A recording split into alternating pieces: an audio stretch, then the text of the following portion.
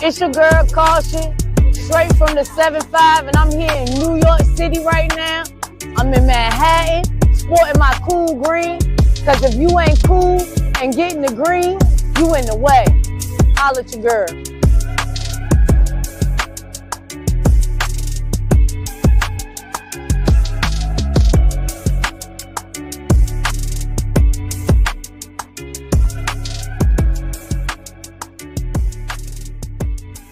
Joey 9 in the building. We out in New York with it. You already see what it is, rocking that cool green. Getting the green and staying out the way, baby. You feel me? You already know. Tap in with my man Cool Green. www.coolgreenclothing.com. The biggest.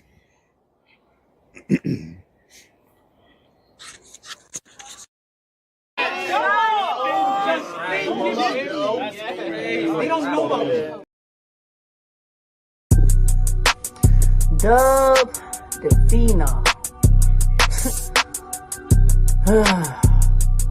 This nigga so mid. Like, I don't even know what we here for or why we doing this. You didn't earn me, nigga. You don't deserve me, nigga. But you know, shout out to your homegirl. I'ma go ahead and smoke your ass. It is what it is. I am who I am. 757 Caution. Big BMG shit.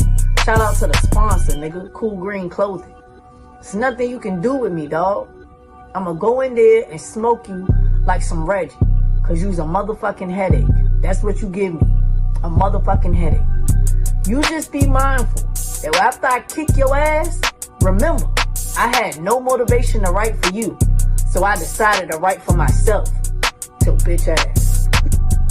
February 28th, audio warfare.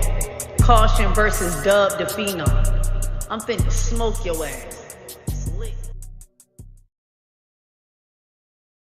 Faded. Sitting on the steps thinking what's the direction I'm headed next.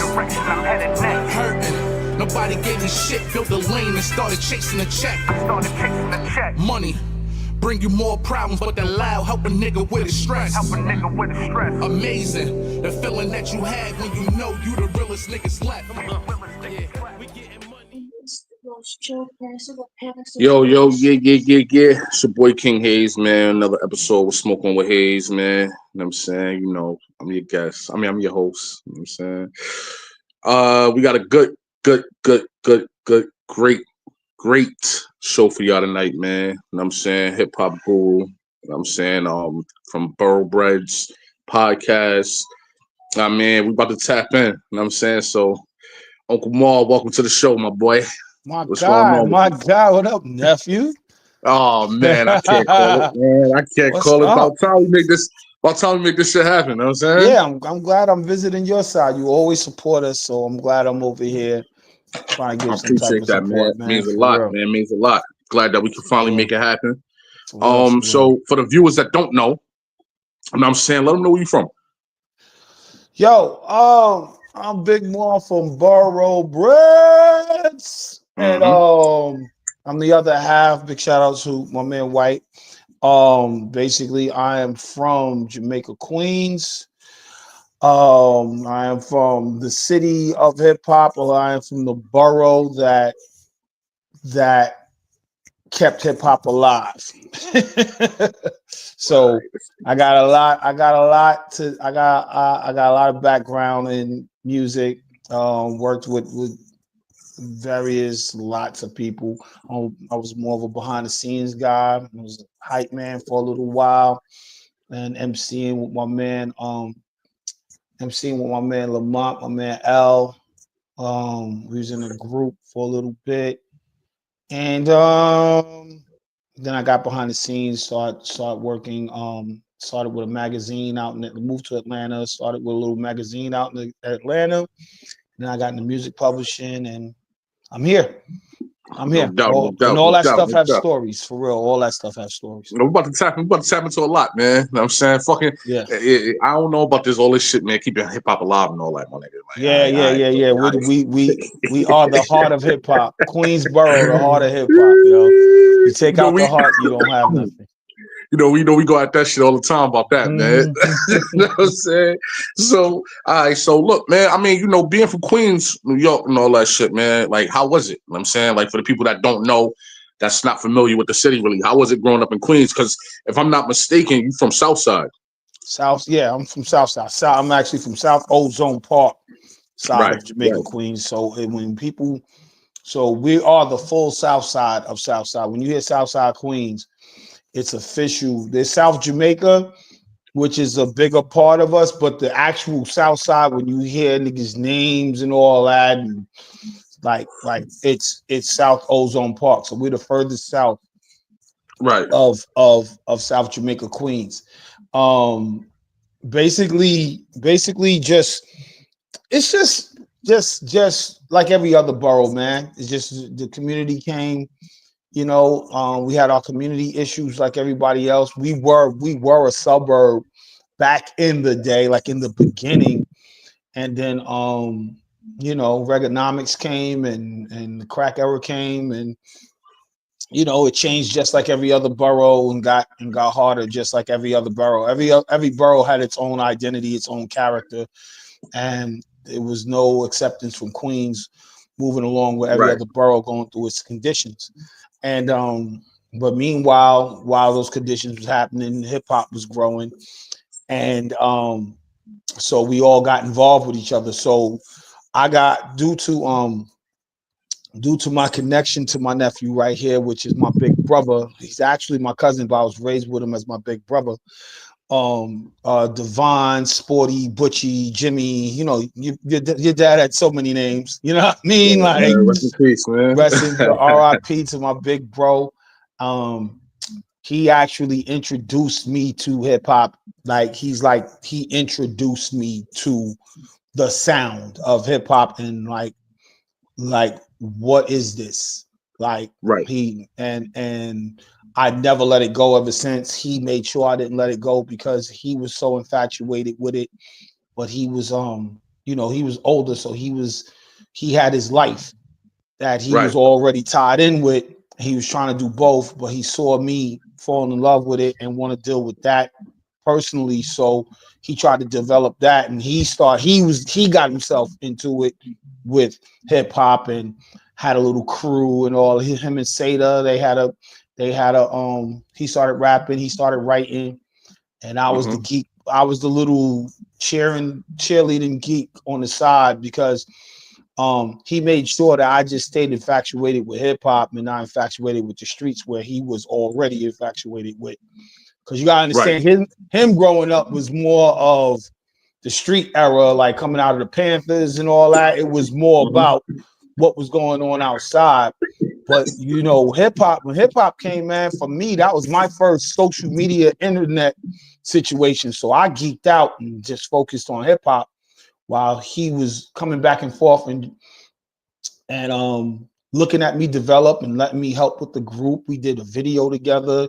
Wish I had that footage for you. I know you saw that footage of me and your dad. Yo, yeah, it's a madhouse, man. I want to remix that shit, man. I really want to remix that joint. You really should. You really should. If I'm not mistaken, I think Auntie still got the video. Your mom. She still has the video. Shout out Queenie and all that. I love you. Mama Doogie, yeah, she still got the video. And his infatuation was geekish also, and he wrote towards his era.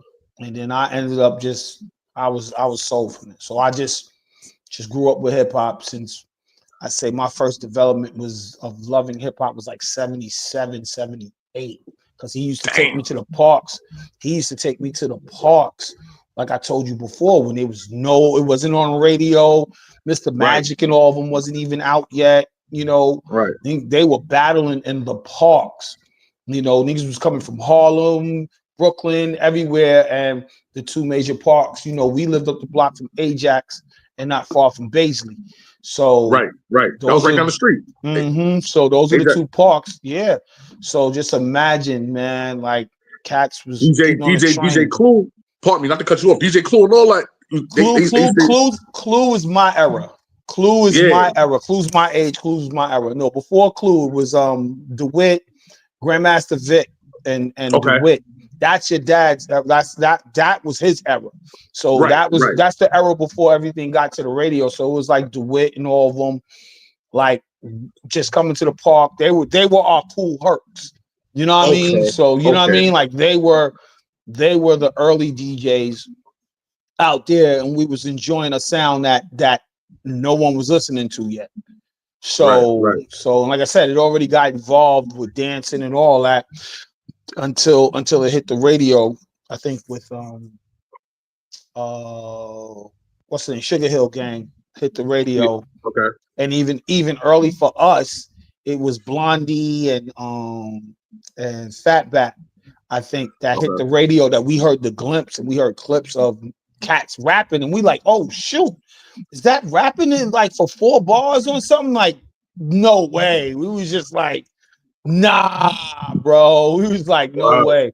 So just to see that development grow, I was just explaining to an MC I was dealing with the other day, a young boy, and I was just like, I was like, I'm not your regular OG. Like, hip hop to me, I'm a proud member of hip hop. Like, I'm a proud, like everything that you find wrong with hip hop, I'm loving. Everything you find right with hip hop, I'm loving. So because I just saw it develop, you know what I mean? Like out of nowhere. So I like everybody can claim it all at once. I'm like, claim it, because this is dope that we're in 2025 and it's $1 billion business. Like, it's like watching a kid grow up that you can stay a part of their life. You know what I mean? It's weird, yo. It's kind of weird, but it's fun. It's weird but fun. I know seeing that shit, man, seeing y'all, like seeing the old video of my pops and like just knowing, like, you know what I'm saying, like that made me want to jump into it. You know what I'm saying? Like that made me, I'm like, yeah, that shit, like, that's fire. Like I could do that. And I remember, you know, like I'm moving ahead a little bit, but I remember when you moved to Atlanta, like I was young, I still was young, and I'm like, yeah, you are. Cause like I remember you being at the crib on Fox, you know what I'm saying? And then like, yo, they just like, yo, yeah, you just, you know what I'm saying, I'll come out there for the weekends and shit. Like, yeah, he slid. You know what I'm saying? Yeah, nah, because I used to catch you at the house all the time when I could. Those are the days where, honestly, I was already developed going back and forth to the studio. I'm gonna be doing this all show too. Fun fact about that video. We did that video in Yonkers in a mall out in Yonkers. That's crazy. And the mall wasn't even, the videos weren't being really shot yet. That was the first time we had to go all the way to Yonkers to shoot that video inside this booth in Yonkers to have a video to show people. And the fun fact about that's the same booth that Mary J. Blige got founded by Puff. She did the exact same thing. She did a video in that booth after us. She did a video in that booth, and from doing that video in Yonkers in that booth, they said that she was like, I did a video in the video booth out in Yonkers. Now, mind you, I'm coming from Queens going to Yonkers, and this is at a time where I know you hear the Locks and DMX coming from Yonkers and Bronx and all that. Right. But at that time, Yonkers was nice. Like, it was just like, that's the first time I saw connecting buses and a clean mall, like ever. Right. Like, I come from Sunrise, and Sunrise is a nice mall, but this mall was like something like in a suburb. Right. So, and I think that mall we went to was a suburb. That's the first time me as a kid seeing a suburb when I went out there.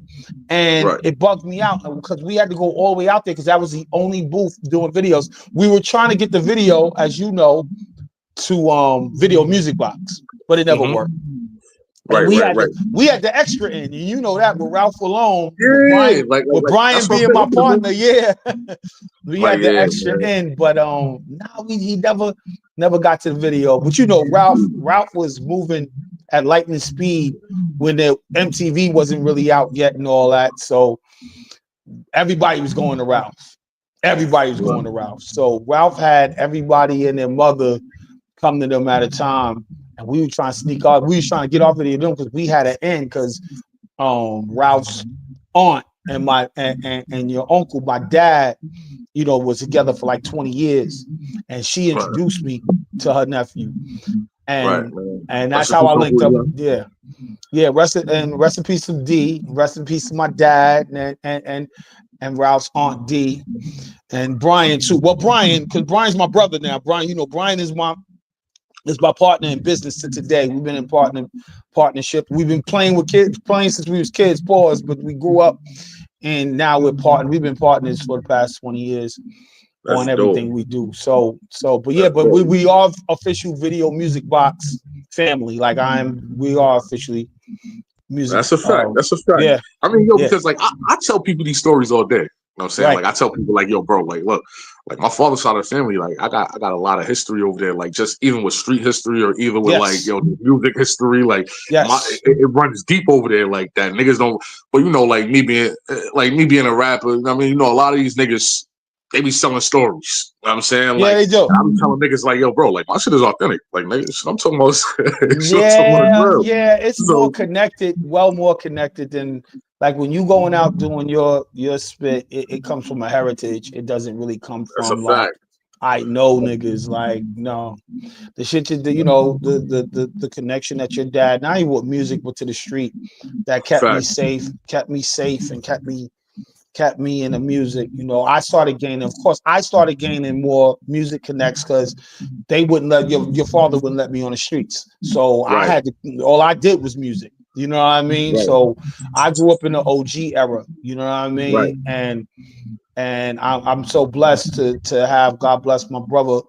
And God bless my brother L, and God bless you know what I mean, and God bless Devon, and you know, God bless Rob, God bless, you know what I mean, like a lot of people, and not even someone that's alive, like you know, my dude, you know, Andre, my brother Andre, you know what I mean, like a lot. He looks like a jolly old giant, but he can get on here and give you stories too, even bigger story, well-connected stories. It's crazy. He got it's nuts.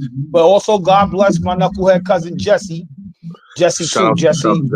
Yeah. So they all basically all of them kept me like indoors because that was an OG era where doing dirt or doing the streets wasn't glamorized back then. No, you know what I mean? Like it was not glamorized. Like in fact, the people who was glamorizing it was the goofies.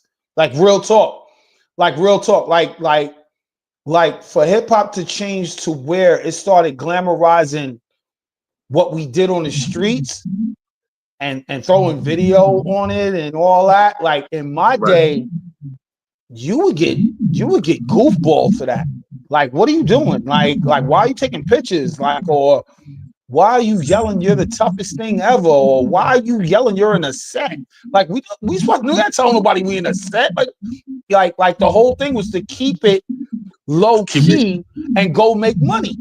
That was it. It was like that was the whole thing, but it just turned into this mafioso situation. And I want to say that got a lot to do. It got a lot to do from following mafia, the Italian mafia, because they hit the screen and hit the entertainment first to where people was just like, yo, like these are real gangsters. So then our culture was like, okay, if they're doing it, we're doing it. If they're saying that, you know what I mean? And it just snowballed down to where it was just cool to say you did dirt. And I didn't grow up in that, man. Like I told you, I grew up around, like, I don't mean to hop ahead, but it's kind of like the talk. If you pull up that talk that Supreme, did you see that thing when Supreme talked from jail to tell his son to shut up? To his son, That was my era. That was my era. My era was, yo, I don't know what he's talking about. Because it's like, yo, dude, don't be going at our ops on camera. Because if I want the op, you're making it obvious. Yo, listen, that's what makes me sick. Yo, listen. Well, yo, this is what makes me sick in today's world. Yes. Everybody, and then niggas wonder why they get indicted. I'm saying, like, everybody want to be on camera talking about, yo, I made this score, I did this, I did that. And I'm saying, like, yo, bro, I tell niggas all the time, I miss when it wasn't social media, bro. Yeah. I miss when that shit didn't exist. I'm saying, Yeah, like, no, like seriously. the It's a gift and a curse. It is. It's a gift and a curse. You're right. facts. 80s babies, and early 90s is like the last of the dying breed, bro. It You know what I'm really saying? is. I say that, like, those is the golden eras. Like, that is the era, like, yo, bro, you really, really had to be there, bro. Like, I can't explain it. I tell niggas that all the time. You know what I'm saying? Yeah. Like, I can't explain it. Like, it's like, yo, you really just have to be there, bro. And it was like, yo, niggas wasn't worried about no fucking cameras. Niggas wasn't worried about pulling out this, no social media. Nope. Yo, bro, cameras was not allowed back then. It was not allowed at all, and that's why loudness wasn't allowed. Like one true thing in that Frank Lucas movie, America, you know, that Denzel did, that was real. Like he was low key for a long time. Then you put on a fur to go to a place where they're gonna have cameras on you. That was real. Like he got balked on after that. Like you're the top dog. Like you can't go nowhere with furs on and with a girl on your arm and all that. We did all that at home. Like we did all of that. Like in our certain parties and stuff like that. Right. You know, at a party, like, yo, that's Frank Lewis, that's Supreme, that's such and such, that's such and such. But one of the first dudes was out of Harlem. I forget his name. They actually did New Jack City off of him. They would call him the first snitch. He was the first one to make the cover of the New York, not the Times. I don't think it was New York, the New Yorker, I think. But what was his name, bro? Like, damn, it's slipping me. Big time dog. If I said his name, you would know. He had glasses. Not Nicky Barnes. Yeah. Joey just said it. Yup, Nicky Barnes. Yeah. But yo, hold on. Real quick. Let me shout out Joe, because the comments is going crazy right now. Let me shout out the viewers. F. Dot, you know what I'm saying, Joey. What up? I somebody else in the comments, the name pop up, I'll shout it out again. Shout out to the sponsors. You know what I'm saying? Cool Green.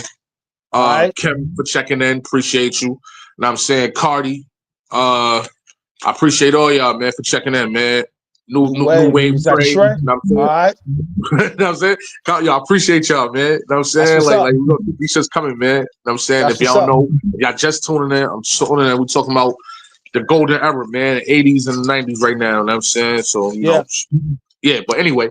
But yo, Nicky Barnes, you're right. It was Nicky Barnes. Nicky Barnes was the first person to be on the front cover or something, and that disrupted the whole vision of the streets. Like immediately, it was like it made it. First thing it gave police like, oh, okay, now you want to show yourselves.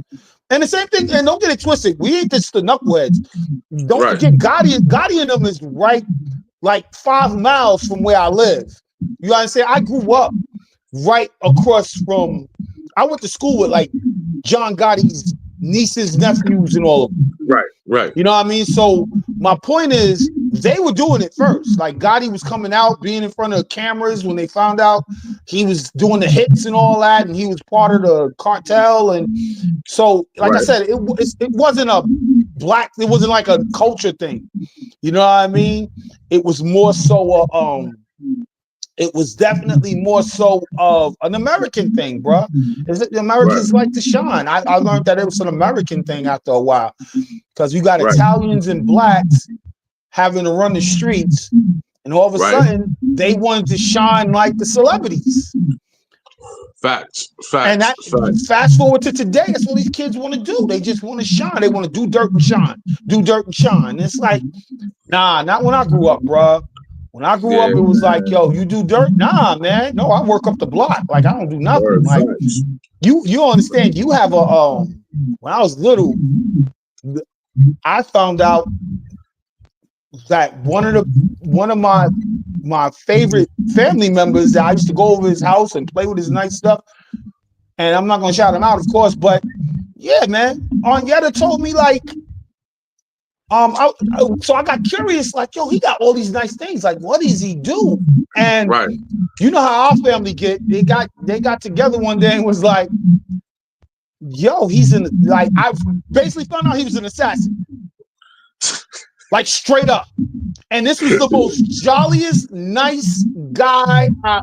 Like I said, I ain't gonna say his name. Like the most jolliest. Every time, candy, whatever.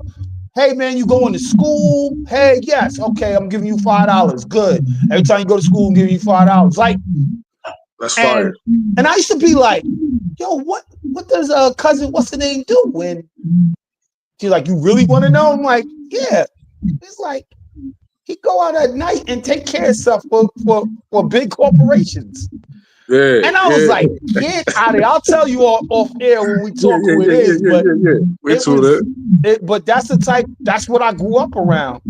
And big shout out to, if we talking Queens, of literally where I'm from between Foch and Rockaway, my man Danny, who just passed away. Big shout out to Danny, Watson family, God bless.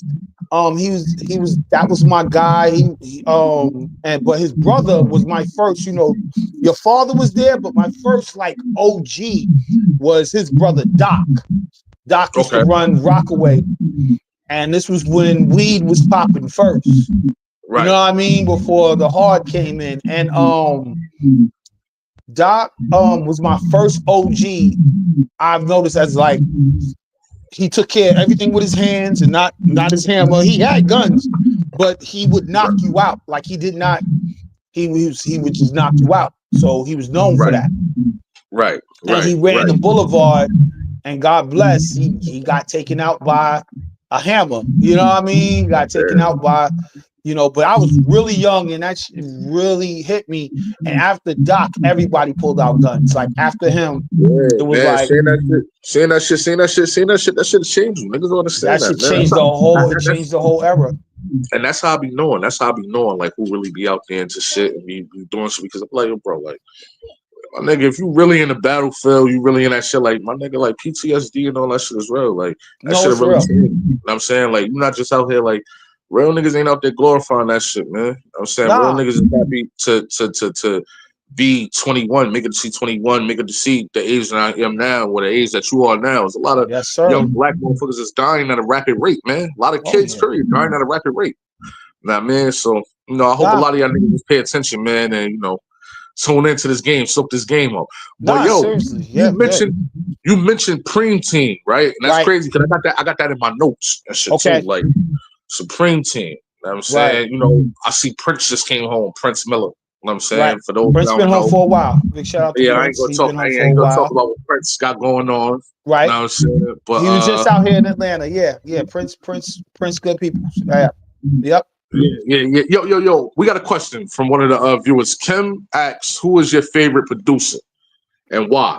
Well, okay. So that's a hard question for me because I'm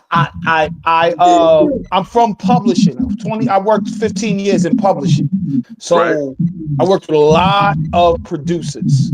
Right. I hosted so many beat battles out here, like huge beat battles out here. Right. My favorite producer though, I don't want to get personal, but it's M16 is one of my personal favorite producers. Yeah. M16, he did Duffel Bag Boys, and I helped him place I Do for Jeezy in him. Okay. Yeah. He did I Do for Jeezy. He did Duffel Bag Boys for Wayne and 2 Chainz. And but people don't understand he did a lot of stuff behind the scenes with Wayne and Jeezy and all of them. But he's my personal favorite. But to today, my number one like producer that is got to be I'm about to go old school on you too with that too, yo. Man, so many of them. This is what happens when you worked with so many of them. Joey Nunn said, check out Mark Bird. He said you'll think later. Oh, okay. Yeah, I'll look that up. But I like all of them, bro. Let me stop. I grew up on Teddy Riley. So I grew up on Teddy Riley. Teddy Riley would probably be my favorite, I guess, because his range early was crazy. From him working with Dougie Fresh and them to doing songs for Guy and over at Uptown and all that. So he did from hip hop to R&B early, like early. He didn't start off as, you know, he did it early. And a lot of people don't understand, like, Teddy Riley is your producer favorite producer. You know what I mean? Like he's Timbaland's favorite producer. He's Pharrell's favorite producer, and he put them both on. So you know what I mean? Like Teddy, Teddy Riley's he's a beast, yo. He's a beast. That I know that's from my era a little bit, but he's a beast for real. All right, so what? So I got a personal question. Like, Okay, what was it like? All right, because you've been around Jodeci. You know what I'm saying? I remember my mom used to tell me the stories of how my father and all of them, Class, I guess Rick and Class and all of them used to bring up Jodeci. You know what I'm saying? They used to throw like little parties. Yes. God bless Class. I miss you, man. For real. That's another cousin of ours. Yo, you know what I mean? He actually to us was Little Derek. I'm put that out. That's a fun fact because we had one Derek in the family. So Class was actually Little Derek. Right. First, but to the world, God bless his soul, he was known as Class. Well, go on, man. Well, how being like that's like a legendary group because like I fuck with them niggas. You know what I'm saying? Right. I remember it was at his funeral and all that. Like how was it being around them niggas and just seeing like them like seeing their shows early on and shit? So I want to say, okay, funny story on Jodeci with me and my life. So as we say, our cousin Class who passed away, God bless little Bobby too, God bless Junior, and also, you know what I mean, God bless his brother, and God bless Uncle Bobby, you know what I mean. So you know what I mean, God bless all three of them. But so Class and his partner Rick, big shout out to our cousin Markel too, because you should have him up here too. We can get into some stuff also. But quick story on Jodeci. All right, Jodeci used to come out. They're cool, and I'll make sure I got this right. Markel can correct me, whatever. But Jodeci was cool with Rick, Class's partner. You know, for what we know, Class and Rick, a certain part of Fox Boulevard, they had locked down. You know that personally. All right, so through those days, they were big time. For our little block, they weren't supreme big time, but they held down a sufficient side. Big shout out to 142nd place. You want a fun fact? You want a fun fact with that? It was close enough. Yeah, what's up? You want a fun fact on that? Yeah. Tashina Arnold from Martin is from 142nd place on the same block where they used to sell. Yes. Yeah, facts. Nah. Yeah. I remember them niggas stole her Lexus one night. Yeah. Tashina Arnold is part of she's a part of that whole growth over there. Big shout out to 142nd. Now, 142nd place, not street, but 142nd place. It was the next block over from 142nd Street. But anyway, the two of the coolest dudes, you know, Rick and Class, two of the coolest dudes, you know. Rick somehow, I don't want to say he either from South Carolina or had family in South Carolina. Right.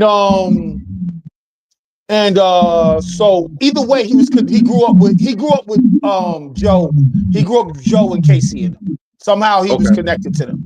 So of course they were trying to get their group going. So they used to come out and visit Queens and be in New York all the time. So they used to drive to New York. You can look at their little their history and their little story. They'll tell you they used to get in a little bucket and drive to New York and try to sing for anybody, whoop-de-whoop, this, that, and the third. But anyway, when they got with Rick and Class, I hate to get off topic. Who is your favorite female MC? I'm gonna get with that in 1 second. So Rick was just bringing them to come and sing at parties. So they used to throw parties. Rick and Class was just throw parties and let them get up and sing. Right. So long story longer, they end up getting recognized by Uptown. Right. They end up getting recognized by Father MC and all of them at Uptown. Quick fact on Father MC, my boy Neil, who's in Africa, my partner Neil in Africa, used to manage Father MC. Okay. Before he came out.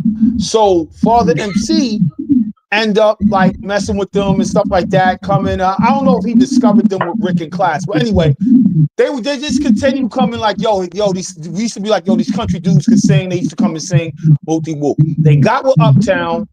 They got into the system with Uptown, and then Puffy just started at Uptown. So Puffy put emphasis on working on them and Mary J. Blige. So he worked on them. So Puffy came to Uptown. He put emphasis on work. He used to be a backup dancer for them. So when he got his light at Uptown, he worked on their project. And what had happened was Forever My Lady came out with Jodeci. Now, this is no social media. This is not too many R&B shows and rap shows are on TV. So we don't know what's going on. All we hear is the radio.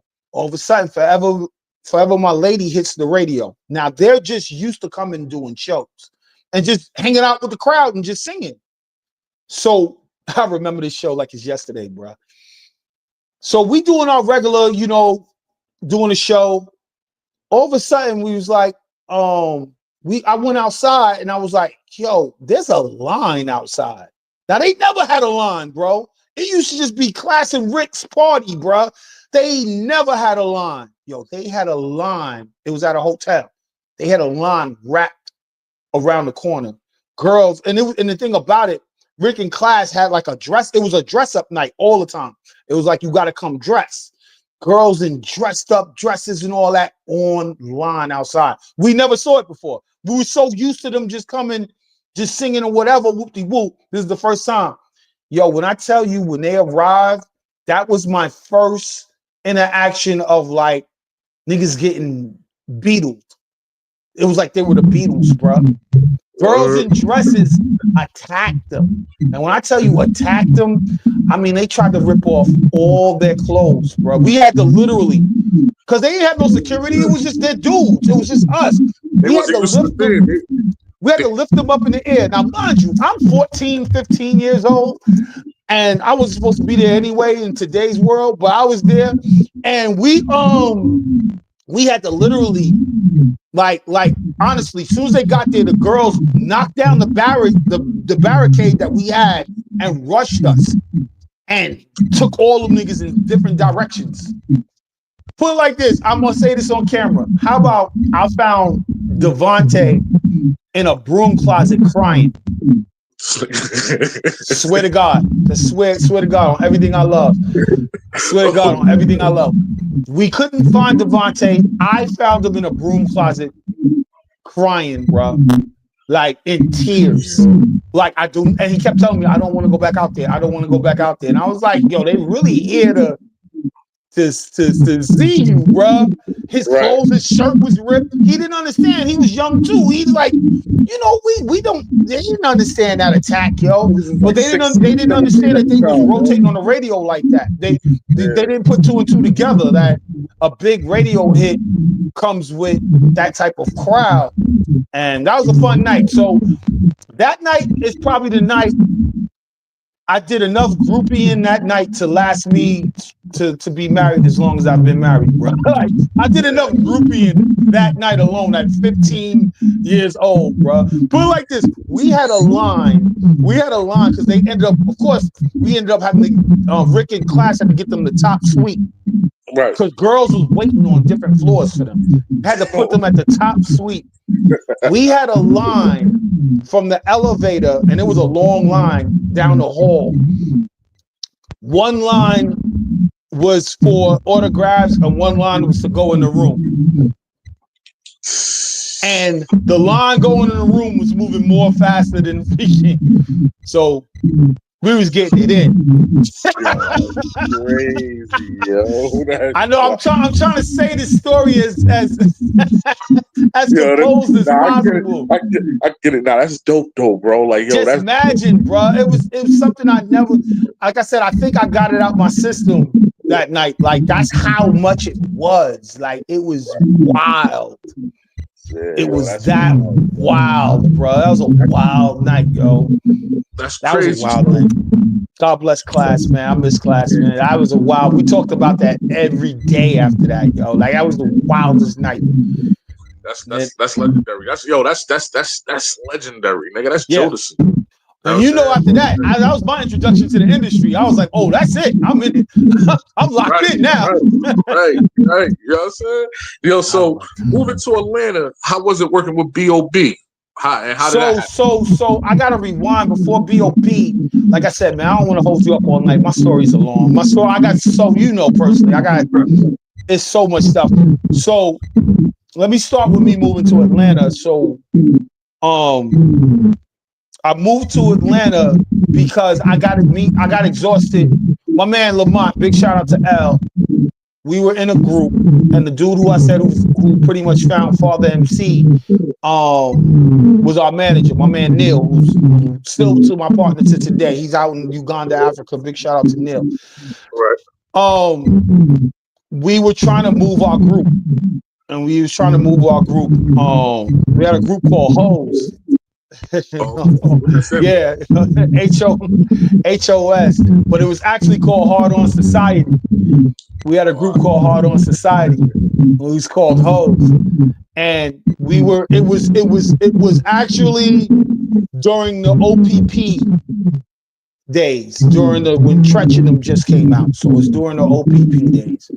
Okay. And we just got exhausted. You know the deal. This is back in when you had to take your demo all the way to Manhattan on a train. You know what I mean? And you had to get it heard, and you got to keep doing it. And even with the love of Video Music Box, it was still like, it was hard, bro. So before I went to Atlanta, man, I was involved with a lot of music stuff with my man L. We had great shows, but we kept seeing all of our counterparts, like our people, like Cheeks from Lost Boys and Fredro from Onyx. You know, it was gassing us because them niggas was popping. Everybody started popping. You know, after Run DMC and LL in Queens, everybody in Queens it was a snowball after that. You know what I mean? And we just couldn't get our footing, bro. Like for nothing. But the blessed part is that a lot of them was our homeboys and stuff. You know what I mean? A lot of them was our, Mr. Cheeks used to throw me his bus pass to get home, and Fredro used to cut my hair. You know what I mean? Fredro used to cut my hair. So just imagine, you know what I mean? You seeing your dudes do it, and you can't come off. And like I said, I was a geek. You know what I mean? I was a geek. I was reading Billboard before Billboard was popular. This is how I'm showing my age. But I was reading Billboard when you had to go to the library and read it. Like it was a huge magazine, and it was like the magazine cost like $10 or something like that. But they had it at stands, but the stands were in Manhattan. I used to have to go to a Queens library to read Billboard, but nobody was really reading it. And I should see our team and our people's winning, bro. Like, so me and Lamont, we was just trying, and they helped us too. Like we did Lyricist Lounge, and Fredro and them at their height of Onyx and Slam and Throw Your Guns and all that. They came and supported us. They jumped on stage with us. They supported us. You know, this is at a time. This is why I went to track back to you on this, because at this time, Biggie opened up for us at Lyricist Lounge. I think I told you the story. Yeah, so this is when Biggie was pushing Party and Bullshit. Right. And he wasn't out yet. But at this time, Brooklyn was sweating Queens, from Russell Simmons down to, you know what I mean? From LL to Onyx to, Queens really popped off first. And we were a part of that movement. So I remember Biggie before I set, you know what I mean? Like Biggie sat down with me for like an hour and was like, how y'all do it? Like, really? And we were like, we ain't doing it yet. We was like, we just inherit this shit from growing up with these niggas. You know what I mean? Because Biggie's like, man, meanwhile, I'm growing up with drug dealers. Y'all niggas growing up with LL Cool J's and Lost Boys and Onyx.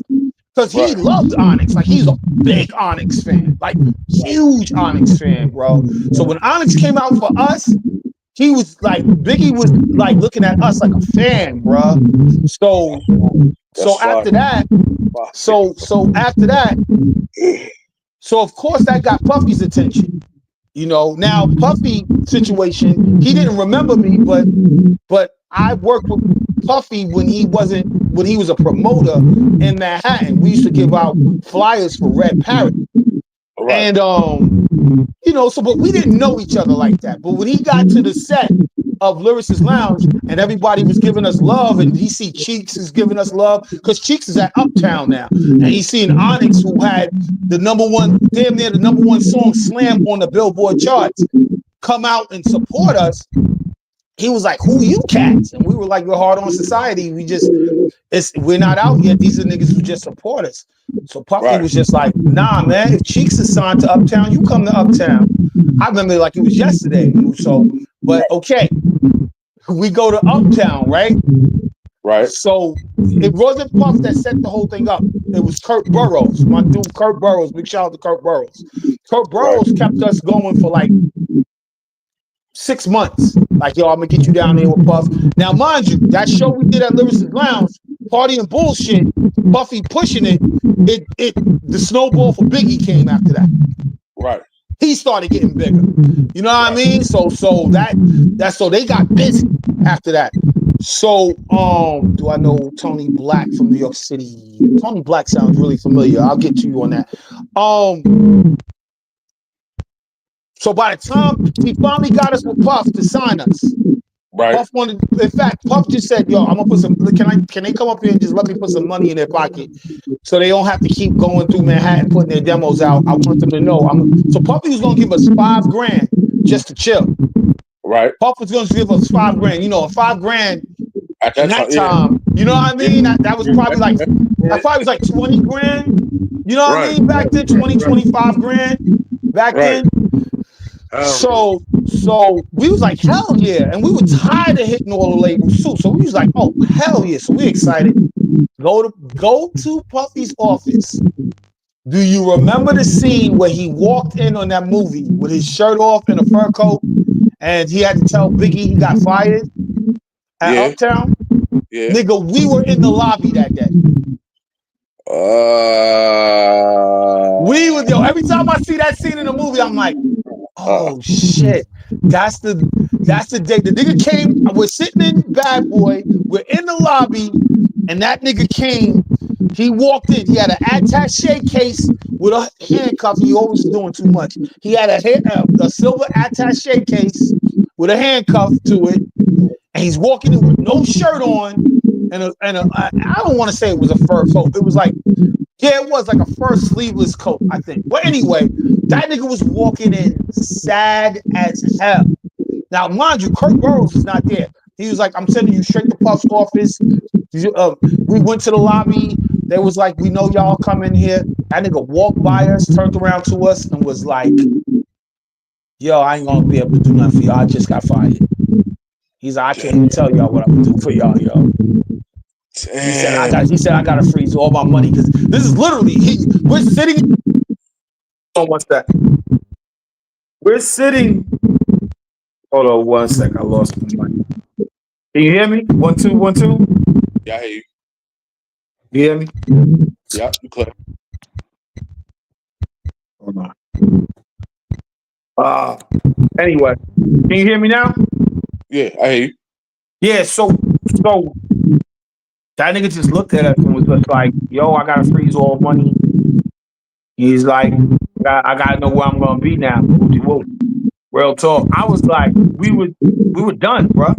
We were done after that. That was it. We were done. I can only imagine. It was a rumor. Yo. It was a rumor for a while. You tried out for Juice? Yes, I did. Yeah, I did. I remember niggas telling me that shit like, yo, yeah, you know, I'm trying out for Juice, right? Yeah. Funny story on that. So that was through Ralph McDaniels. I had to tell Ralph when I interviewed him. He didn't even remember. I was like, you had me try out for Juice. He was like, word? I was like, yeah, because the dude that did Juice worked for Ralph McDaniel. His name was Ernest. He worked, he was one of his video guys. That's the dude who created Juice. Right. So God bless D. I was over at my dad's one day, and D was like, hey, you know, Ralph is affiliated with a movie. So I was like, all right, cool. I was like, how can I get down? And so she put me in Ralph. Somehow I got the information to the Manhattan with the reading for it. Right. And I remember this, you know, of course you remember us living in the house, you know, we 15 of us in one house, we living at mama's or whatever, whoop. And what had happened was, and you know, my family always supported me in everything I did, and from music and all that. Keep me off the streets, they put more support in me than supporting everybody else who wanted to hit the streets, you know what I mean? So they always supported me out whatever. But anyway, this one time, I had to get to Manhattan to get to that reading. Now, I'm young, though. So, for me to go to Manhattan at the age I was, I should have been supervised. You know what I mean? But there was kids going to school in Manhattan or whatever. But anyway, I was going back and forth to Manhattan at a young age. That's a whole nother story. I used to go to BFOs up in the fashion district and made sure I had all the Hilfiger and Polo before it hit the streets. So I was a fiend for that already. And my family didn't even know that. They thought I was buying it off the avenue, but I wasn't. But anyway, long story, I get a call. I go to Manhattan to do it. So then I get home, I give them the phone number and all that. I go home and boom, they call for me for a second reading. Right. So I answer the phone and I go back up there and do the second reading. So I was like, told my mom, I told your Aunt Queenie, I told my mom, and God bless my stepfather. I was like, yo, now back in the day, you need like headshots, like pictures, the black and white pictures. They was like, yo, next time you come, you gotta have your headshots. So William, God bless, was about to get me pay like $400 to $500 to get me my headshot. Just one picture like this with a couple of takes was like $400, $500. Right. You know what I mean? So my mom and William, my stepfather, was going to pay for it, whatever. I get called for the third reading. Now, mind you, the second reading, I think I read with Omar and I read with Marlon and some other kid. I read with Omar and Marlon, but Omar and Marlon was in that reading with me. Right. Man, I got home getting ready to go to they gave me the third reading, and Aunt Yetta answered the phone. So Aunt Yetta goes, yo, y'all about to pay $500 for his headshots? They were like, yeah, I heard he's gonna probably do the movie. She said, don't do it. They were like, why? She was like, he's been cutting school to go to Manhattan. The school called 3 times. He's been cutting school to go to Manhattan. Yo, that's crazy. Yo, bro, nah, that's so the crazy. family was like, yo, really? He was like, yes, because my report card came in. And Aunt Yetta was just like, oh, he got all those bad marks because he's going back and forth to Manhattan. I'm going to work. I'm seeing him get on the train. I know that's him. She blew me up. Nah, so my mom was, my mom, my stepdad was heated. Generational wealth right now. So now, mind you, don't forget, this is a new time director. It's Ralph McDaniel Video Music Box, even though Ralph was at the peak this time. Ralph was already doing, him and his partner had video concepts. So they were doing all the Guy videos, anything you've seen, the Whitney Houston, Bobby Brown. They were doing, Ralph McDaniel has a big hand in a lot of those early black R&B videos and hip hop videos. They were doing all of Big Daddy Kane videos, all that. In fact, I think I told you, Ralph did the first Wu-Tang. He helped out with Protecting That, and Ralph actually shot Cream. Cream is Ralph's video. Oh shit. He shot Cream. That's Ralph's video. So Ralph is, I can't even call Ralph. He's in superstar mode. Like I can't even get to him. I hit the call for Juice. My aunt kills the whole vibe. The whole family was like, "Oh, nigga, you played yourself. Like, you done. Like, you played yourself. Like, why would you just sneaking? Like, why would you do that?" So you know our family, right? So I got Flo, Tanya, and all of them. They're a little younger though. God bless my brother. I got them in my ear, like, you idiot. Like, you could have told us. We would have snuck you up there or whatever. Like, we would have went with you or whatever. You doing too much. So then after a while, now understand, the word juice was played. You understand me? At this era of my life, the word juice was played. So everybody in the house was like, and you was going to be in a D movie anyway. Who says juice anymore? No one says juice. Right. And I was like, you right. You right. No one says juice. They were like, who says juice? Like, who says you got the juice? That movie came out at a time where the word juice was like, I'm trying to think of something we don't say anymore right now. It was like, yo, I'm gonna put you in this movie called Swag. You want to be in this movie Swag? And you like, nobody really says Swag anymore. You know what I mean? Like, this just gonna be like a D movie, yo. Like, no one's saying, yo, we gonna be in a movie called Swag Me Out. You be like, Swag Me Out. That's how the juice firm was. It's like saying swag right now. It's like nobody say that shit. So the house got into my head that it was gonna be a D movie. It's like because I already was involved with a D movie with Dougie Fresh and Ajax Park, and it ended up being a total D movie. Like this, it didn't even hit the shelves. I don't think. Like, it was a bad D movie. And big shout out to my man. Big shout out to my man Dougie Fresh, and big out the actors that was in it. Y'all would know who they are. I forgot the name of the movie. It's Bugging Out. It was something crazy, but you can look it up. Dougie Fresh ain't got too many movies. You can always look it up. But anyway, it was a horrible D movie. So they had me at this time. It was going to be like the movie you was doing at the park. It's going to be a D movie. Nobody's going to be in it. Don't forget. All those actors, don't forget, the only biggest actor that was in it was, what's the name from Lean On Me? Fat Boy. Fat Boy was the biggest actor in it. And Samuel L. Jackson. No, Samuel L. Jackson was nobody yet. Word? Samuel L. Jackson only played in...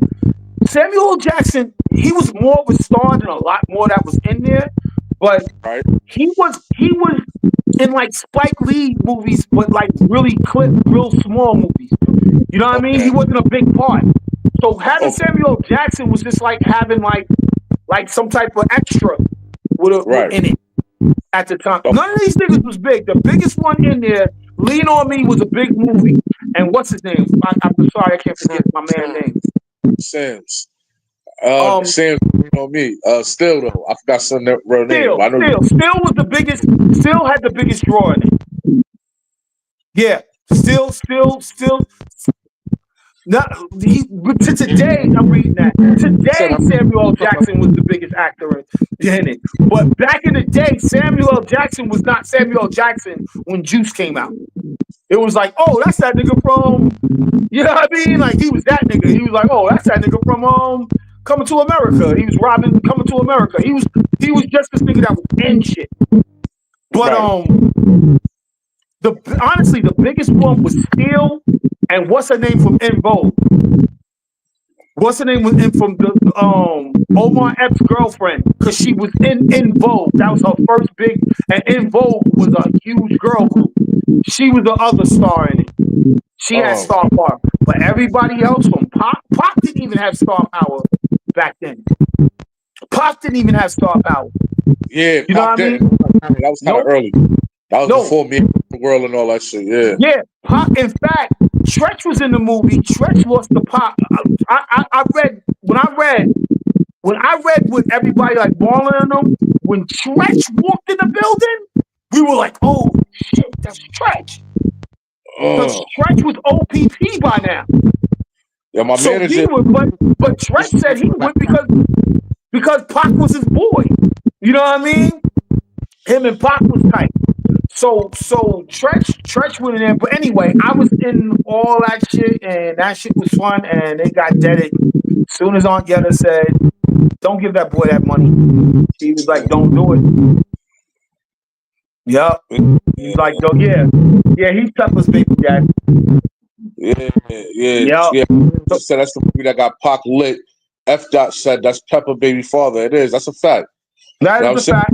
So yo, also, look, my man Tata is also another part. So Tata that you hear in 50s Ghetto Quran, he's also one of the baby fathers. Shit. Yeah. Yo. Yeah. So what's your connection with TLC? So that's why I threw you back on some of my travels in New York that led me to it. After that whole Biggie situation, my man Al, he got into scamming. He scammed his job for like almost $2 million. He worked at a bank. So they shut down Van Wyck for him and got locked his ass up. And then I'm sitting there with my like me and Neil, my boy Neil in Africa that I keep speaking on. We were just trying to figure out what we were doing next. And that's when Janaea family already moved out here. My wife, I should say, already moved out here, and she was planning to go to college, and that's when we got serious with her going to college. And I wasn't going to college, so I was just like, "Fuck, I'm doing here in Queens. The niggas is dying every week." So I'm just like, "What am I doing here in Queens?" You know, again, the demo run got tiresome. I did one beat and got suffered on. I did a beat in the music building. I really don't want to say it on camera, but somebody, that's another Juice story. You know what I mean? Like, I did the beat and sold the beat for like $2,500, and the beat ended up estimating at like 2.5 mil. But I got jerked. I sold the beat at like 14, 15. I don't know. I made the beat like 14, 15 years old. I sold it around 17. And again, 2,500 in your pocket at 17 in my era. You know what I mean? I'm good. But I'm listening to. So I made this beat. And I'm like, all right, cool. So I'm playing it in the park. I'm playing it everywhere. At this time, I'm Mr. Producer. I'm just playing beats in the park, cassette and everything. Right. And I'm listening to the radio one day, and someone came. My man Rob. Big shout out to my man Rob. My man Rob was like, "Yo, did you hear EPMD's new song that's playing on the radio?" And I was like, "Nah." He's like, "Listen close." And I'm listening, and the niggas, I'm not gonna say they got my beat because they could have made the beat too. So I ran into this a couple of times. Big shout out to Eric Sherman, but the engineer at the studio said, "I love this. Yo, I played this beat for somebody when you left," and then he said they wanted to give me like, they was like, "Yo, they'll give you like $300." Now I'm up the block from Jamaica Avenue. They was like, "Yo, they give you $300 for that beat." So I'm like, "Yeah." So someone told me, "Let me call Neil." Neil moved to Florida by now. So I was like, "Let me call Neil." So I called Neil, and Neil was like, "Nah, you're not giving that beat up for no $300." Like, no, if they want it, raise the price. So I called Neil and was like, "Yo, 1,000." He's like, "Nope." Now, mind you, I'm young and up the block from Jamaica Avenue, yo. I'm just like, killing me right now. Right. So the last go around, dude was like, "Yo, they said they'll give you $2,500 for the beat." I was like, "Oh fuck, I'm not calling Neil." Like, no, I'm taking this room. I'm not calling Neil back. I called Neil back. So Neil was like, "Yo, you're gonna regret that, bro." I'm like, "Whatever, I'll make another beat. That's nothing." No, I didn't use the 1,200. Before the 1,200, I used the S950. I used the S950. 1,200 is out at the time, but now I use the S950 and I use the keyboards as my drum. But I'm just answering her SP 1200. So I'm listening to the radio, Dude. Now, mind you, my beat was going do. Now, how I do it with my beat, because I know the layers I put in my beat. So I'm like, zoom, do, zoom, and I hear what symbols and stuff I put in it. It wasn't that much because I wanted the zoom, I wanted the bass to sound a lot in it, but I'm listening to it, zoom, zoom, zoom, and I played it for everybody. Everybody knew it was my beat. All of a sudden, EPMD comes out. Doom, zoom.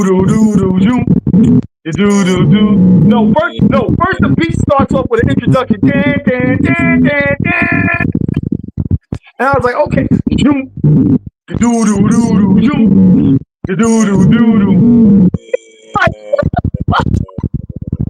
And now mind you, I'm like, that's okay. That's all right. I'm okay. I'm good. That's all right. It's just EPMD. It's their like third album or whatever. I'm like, it's okay. I know these niggas go gold or whatever. Mm-hmm. Then they have a special guest appearance with LL on it. And this is that LL Drake's era. Like, this is LL Drake's era. Everything he touches is just everything he touched. Everything he touched. You know what I'm saying? Everything he touched. So I was like, all right, I don't care, man. That's like, it went gold and all that. The single went gold and all that. I was like, whatever. You know, I didn't have the lawyer power or nothing. You know, Neil's in Florida. Neil's like, I told you, man, you should have waited, blah, blah. But anyway, I was like, forget it. I got my 2,500. I'm good. A year later, a new group come out. And I'm hearing the intro of it. It has all these highs in it. And then all of a sudden it's zoom, do. Now he got all these highs over it. Zoom, do. That's probably my mic, yo. Can y'all hear me now? Yeah. Can you hear me? So the mic, so I'm sorry, the beat is dropping, zoom. Do. I'm like, I'm listening closely. I'm like, oh shit, that's my beat back there. You know what? You know what it was? What? A brand new group called Cypress Hill. The song was "I Kill a Man." Oh shit! And that shit went like double platinum. So listen to Killer Man, and what's the song I was saying with LL? God, man, I don't got my computer in front of me. The song with LL and EPMD, somebody pull that up for me. What's the name of it? I can't remember it for the rest of my damn life. But, yeah, they end up using it too. So basically, back then, we didn't really get at each other like that. You know what I mean? We just basically just let niggas live, whoop-de-whoop. But Neil was like, yo, to your point, we could have got at them niggas and got some of that bread. Them niggas got mad bread off of that beat alone. Cypress Hill, the whole time you were doing the beat, what's up? I was saying, yeah, that's exactly what it was. But what's the EPMD LL Cool J one? Yo, I gotta think of the you know what it is. Yeah. Rampage. It was called Rampage. That's what it was called. It was called Rampage. Okay. Yep. Okay. So listen to Rampage and listen to Killer Man. Say no more. I'm pretty well. So yo, yeah. So in Atlanta, like I know that you was like you had hands in on B.O.B. the artist B.O.B. For those that don't know who B.O.B. is, I'm saying, you know, run down on her. I'm saying. I go to Atlanta. I'm trying to give you the full story. I told you I'm gonna have you here all night. Go to Atlanta. Move to Atlanta after everything I just said to you. I started a magazine in Atlanta. I think I told you this. We were the first digital hip hop magazine called Cypher Magazine. So me and my boy Neil, he finally moved back from Florida, and me and him moved to Atlanta when I got with Janaea. You know what I mean? Coming out of college, we got together and I moved out. So I'm solid out here. I'm here in Atlanta. This is 94. And Neil is a tech whiz. He was a tech whiz. He's older than me. He's 10 years older than me. He's been in the computers since computers was started. And basically, bottom line, long story short, I had the idea of doing I had the idea of, hold on one second. Let me check my mic. Right. Hey yo, give me 1 sec, Hayes. Let me get this right real quick, yo. All right, do your thing. I'm rolling up. All right.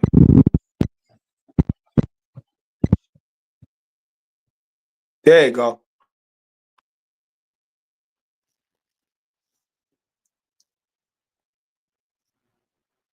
Good? Okay, good looking out.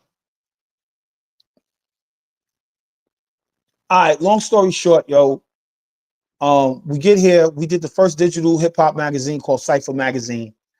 And there was only another rock magazine out with it. And we were the first CD-ROM magazine. And this is back when the CD-ROM was like 4-speed. Hey yo, come out of mute real quick for me, hey, so I can hear you. Make sure I can hear something. Can you hear me? Yeah, there you go. I just want to make sure I can hear you. All right, you can go back.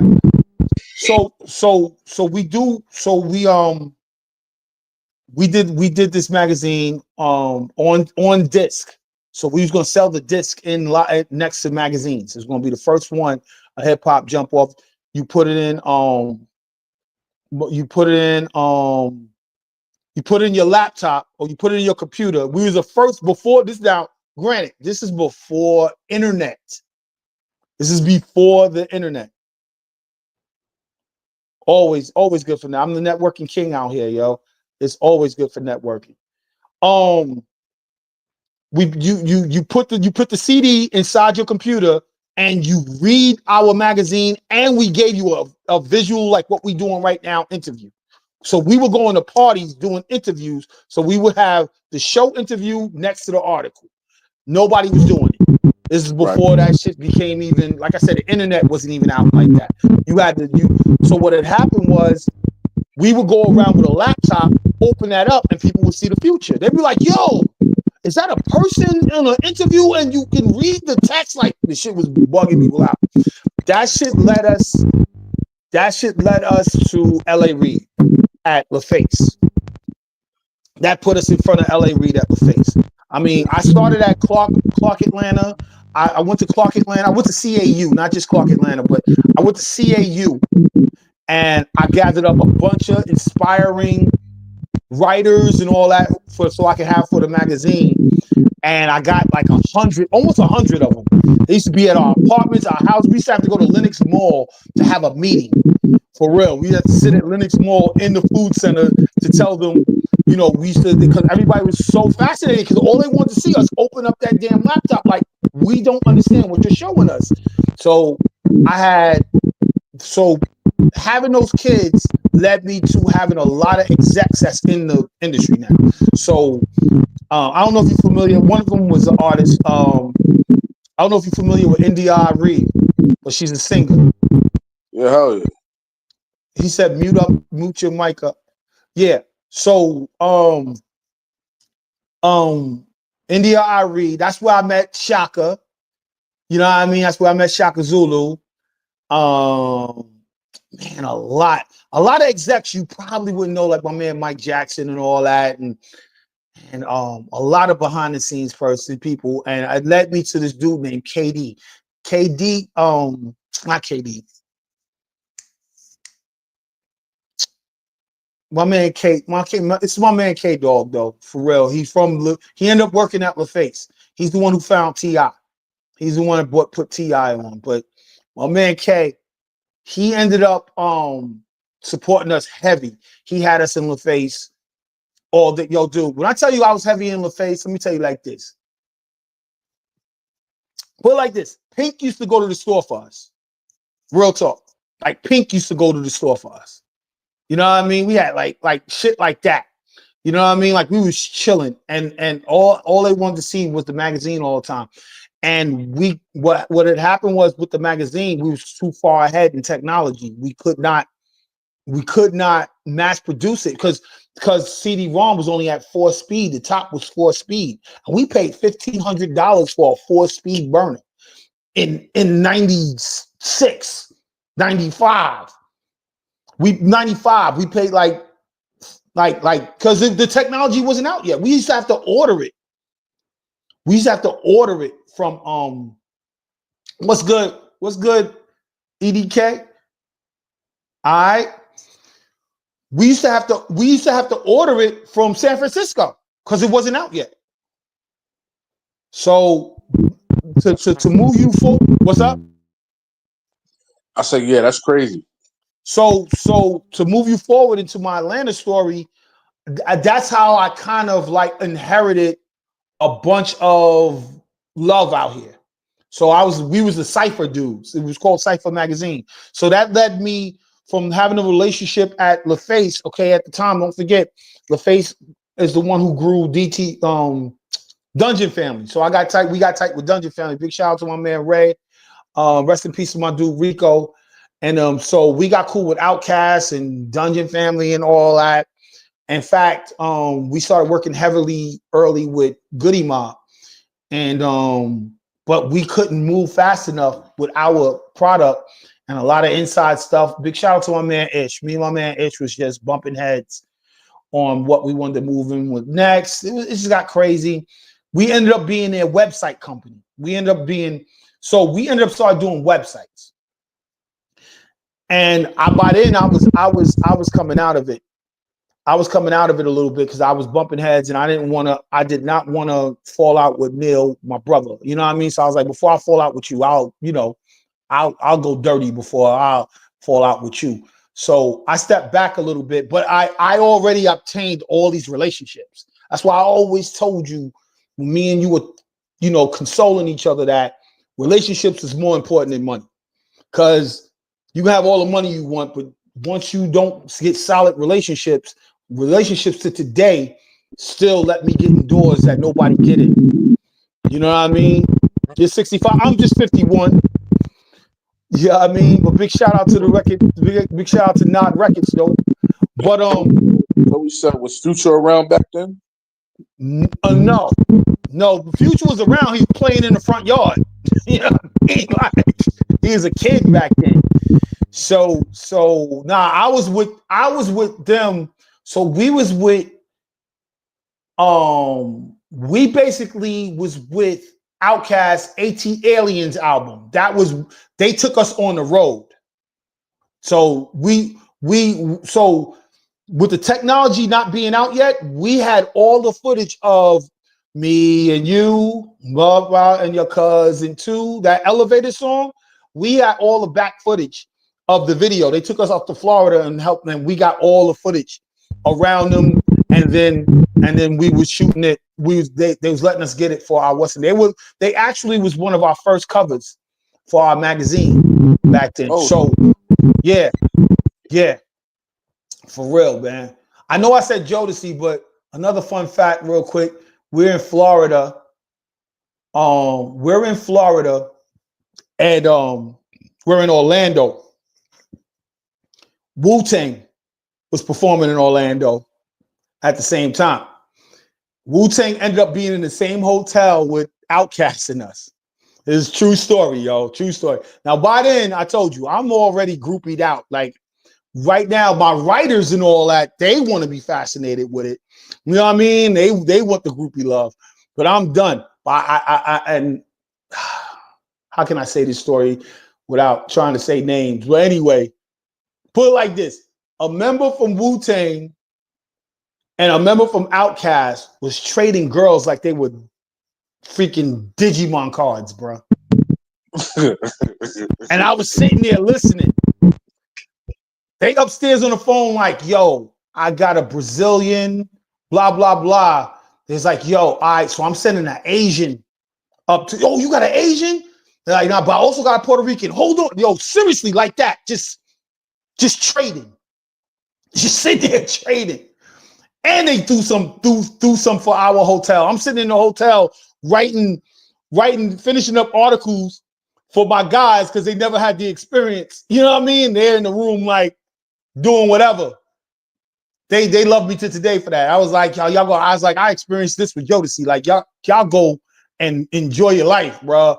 But I do have to get these articles and get this footage done for what we out here for. But yeah, and after that, I think that's where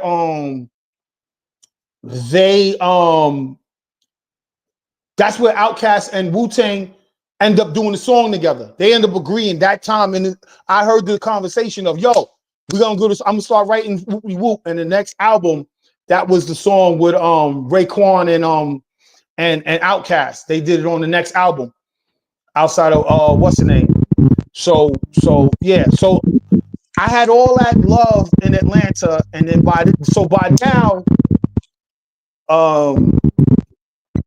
I'm moving in Atlanta now. Like I'm just moving, and kids are growing. Then I settled down. I had kids. I had your cousins, and things started moving pretty slow when I had them. So to move around was kind of hard. You know what I mean? So it got that kind of stale. And it's the business of choice. It's the business of. So I chose to sit back and just let my boys go out there and do what they do. I chose to just pull back a little bit so I can hang on to my marriage and my kids. And it was kind of hard to mix that shit, bro. Like that's just like the streets. It's like I had so many dudes who was like, nah, man, Janae is too chill, yo. We ain't letting you out here, yo. Like I'm like, but y'all getting all that money, bro. And it was like, yeah, but we got 3 baby mamas, man. You don't want this drama, yo. Like you don't want this, yo. Like. So those type of talks backed me up a little bit, but they were still giving me enough love that I can walk into anywhere I wanted to walk into out here, like from Outkast and them to everybody out here. Like that's where like the Left Eye. So Left Eye and Neil, they got cool due to we did fan mail website for their album Fan Mail. We did their website for that. And we did Goody Mob's second album website. So that's how we was getting some money in a little bit. But it was just man, it was a fun time, but it helped me move a little bit. But I really fell back when I really had the big fallout with my partners. I was like, nah, I'm gonna fall back. Cause I'm the only one that's tied in with somebody. They really wasn't. They were single and living their lives. So I was like, y'all guys go have fun, bro. I'll be here. Just don't forget about me. And they didn't, Big shout out to Ish. Big shout out to Neil. So I moved on, just trying to work with artists. All right. Mm-hmm. So let me get to your BO. Hold on. Let me get to your BOB story real quick. So I'm doing showcases with a radio programmer named Akini. He was the biggest radio programmer out here in Atlanta. His name is Akini. I ended up he had the biggest showcase. Everybody was found here. Put it like this. Imagine having a showcase. Imagine you going to do a showcase and your judges is Akon, Ludacris, and Jeezy at the table at the height of their freaking careers. That's fire. I ain't gonna cut. That's fire. So that's how it was out here in Atlanta. That's why I'm saying the networking out here was crazy. The networking was nuts. I ain't gonna front. Atlanta became like the second Mecca. It did. You know what I'm saying? I say New York first. You know what I'm saying? But Atlanta got Atlanta got like a home of its own. Like, you know what I'm saying? So you wanna know the secret to Atlanta? Atlanta niggas gonna get mad at me. You wanna know the secret to Atlanta? What's the secret? New York niggas moved out here. You know what I'm saying? So let me tell you, and I live by that. Because I knew the execs. Like, you gotta understand, Puffy is the one who told me to move to Atlanta. He had a house out in Dunwoody. Now, if you put all the dots together, Outkast was under Latifah and Sharif. Usher, as we know by the tapes, Usher, career, no matter what they think about Puff, Usher was under Puff. No pause intended. You know what I mean? Yeah. L.A. Reid had 3 New York execs help him with LaFace. everybody was grabbing execs out of New York. Like if Shaka Zulu over Ludacris, he's from New York. My man that passed away. But anyway, if you do the lineage in Atlanta, like everybody be like, how Atlanta gets so pop? You gotta understand, Jermaine Dupri Pops worked with Russell and them in New York first. Okay. That's why Jermaine Dupri is in Fresh Fest video, because his dad had to move to New York first to get it popping. You see what I'm saying? New York started being too expensive. So Puff and everybody was buying mansions out here instead of just having to go to Jersey. Jersey started getting expensive. So everybody, so Atlanta, really not a sound. Yeah, that's Rico and them and all that. Yeah. But the movement, the reason why Atlanta got big, and you'll see this because I'm working on a documentary on that. It started from New York. It was when everybody from New York came down here and just fell in love with the Southern hospitality and was just like, we're gonna go from here. So I ended up being in a showcase with Akini.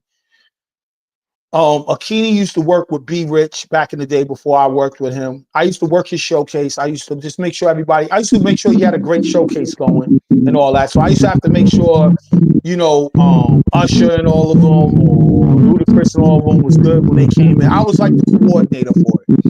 So I worked that for a little while, and B.O.B. was on the line outside, and I already heard his mixtape. Right. And I knew from my boy that he was signed to Atlantic, but Atlantic wasn't making noise on him yet. They was letting the mixtape rock through Southern Smok first. Southern Smok had his mixtape. Southern Smok popped his mixtape. And he was online outside with the regulars. With no, you know what I mean? So I got outside. He said to mute up. Haze. So I got outside. And B.O.B.'s online outside. And I'm like, hold on, you don't need to be on the line. Whoop-de-whoop. I'm like, you need to come inside. And he was like, no, it's okay. Him and Rich was like, no, it's okay. We want to do the regular protocol. Whoop-de-whoop. I was like, hell no, you ain't doing no regular protocol. Everybody's online out here to get in your position, to get signed. That's the whole thing. So you need to premiere some shit so you can show them that you fuck with us, you gonna get signed. Whoop-de-whoop. He's all right. So they was just so happy that I pulled him off the line to do that. We clicked immediately. I put him on stage. Akini, like I said, he's the top radio programmer in Atlanta at the time. That nigga cut their set short. Boom. All right, gotta go. And I was like, I didn't know. So I got more involved with B Rich pushing B.O.B. at a slower time. I had an artist I was pushing named Jaron Benton, who ended up signing with Hobson. We all was just pushing, and you know who else was with us, bro? Nestle. Are you familiar with Nestle? Battle rapper Nestle? Battle rapper Nestle was with us. It was me, Nestle, and Jaron. Ness, my nigga Ness. You know Nestle. If you pull him up, you'd be like, oh, I know who that is. But it was me, Nestle, and Jaron out there trying to push B.O.B. I was throwing shows, empty shows with that nigga coming in. Had the nigga at a whirling ball show, like a bowling balls, like a bowling alley. Like I was trying to push him every little spot. And Big Rich was so happy I can push him, bro. Like I was just pushing all the way. And then I had your last cousin. And I invested so much money into it, yo. I don't know what's going on with your mic, yo. It sounds like it's Smok3, my shit. Can you hear me? That's better right there. It's like when you move, or I don't know. It sounds kind of. I don't know. I'm gonna move back up though, so you can. Because I think. Can you hear me clear? I can hear you clear now. It's not doing it now. Is it when I talk? It might be when I talk. I don't know. Hold on. Let me mute up and then give me a thumbs up. Let me know if it sounds good. All right. 1 2 1 2 1 2 1 2 1 2 1 2 1 2 1 2. I mean, it sounds it sounds good to me. Nine, how's it sound? Do you hear me clear when he's off?